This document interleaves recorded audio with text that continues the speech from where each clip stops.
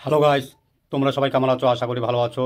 দেখো, আমি আবার একটা টিপস নিয়ে চলে এলাম। যদি ভালো লাগে অবশ্যই লাইক, কমেন্ট, শেয়ার করে দেবে। ক্রোধ বিবেককে অন্ধ করে, হিংসা মনকে নষ্ট করে, আর লোভ গোটা জীবনকেই শেষ করার একই ক্ষমতা রাখে। মিথ্যাবাদী ও স্বার্থপর লোক বেশি দিন কারো কাছে ভালো থাকতে পারে না।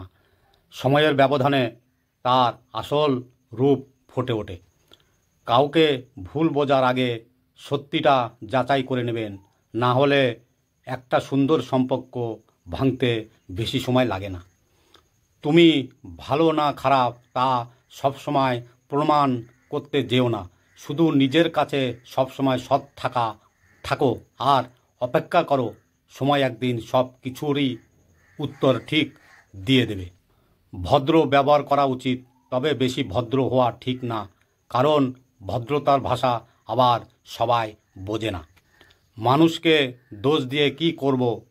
কথায় আছে না, অভাগা যেদিকে যায় সাগরও নাকি শুকিয়ে যায়। চাহিদাকে নিয়ন্ত্রণে রাখুন। চাহিদা পূরণ হলে লোভ বাড়ে, চাহিদা পূরণ না হলে ক্ষোভ বাড়ে।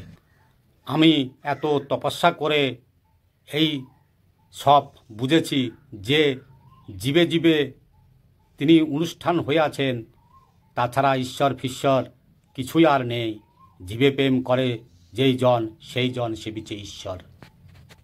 জীবনের পাতায় লিখেছি হাজার গল্প, কখনো সুখের, কখনো বেদনার, কিন্তু প্রতিটি গল্পই আমাকে শিখিয়েছে জীবন হলো এক অবিচল নদী, যে থামবে না, শুধু বয়ে নিয়ে যাবে নতুন অভিজ্ঞতার দিকে। সম্পর্ক যখন পুরাতন হয়, শুরু হয় অবহেলা, ছোট হয় মেসেজ, কমে যায় গুরুত্ব, বেড়ে যায় দূরত্ব, দোষ হয় পরিস্থিতির। জীবনের প্রথম কাপড়টা অন্যর হাতে পরতে হয় এবং শেষ কাপড়টাও পরতে হয় অন্যের হাতে। তাহলে এই পৃথিবীতে মানুষ কিসের এত অহংকার করে? আপনজন, কিছু আপনজন আছে যার নামই শুধু আপনজন। রক্তের বন্ধের মানুষ হয়েও এদের কার্যকলাপ শত্রুর চাইতেও ভয়ঙ্কর। অতিরিক্ত আপন হতে যাবেন না, দুঃখ ছাড়া কিছুই পাবেন না। মানুষের নিন্দায় ভয়ে তোমার পথ বদল করো না, কারণ সাফল্য লজ্জা থেকে আসে না, এটা সাহসের সাথে আসে। শক্তিই জীবন, দুর্বলতায় মৃত্যু, বিস্তার জীবন, সংকোচন মৃত্যু, প্রেম জীবন, ঘৃণা মৃত্যু। বলার আছে অনেক কথা, বলতে আর পারছি কই, অত কথা বলতে হলে লিখতে হবে মোটা বই। থাকুক না সে কল্পনাতে, কিসের এত কষ্ট?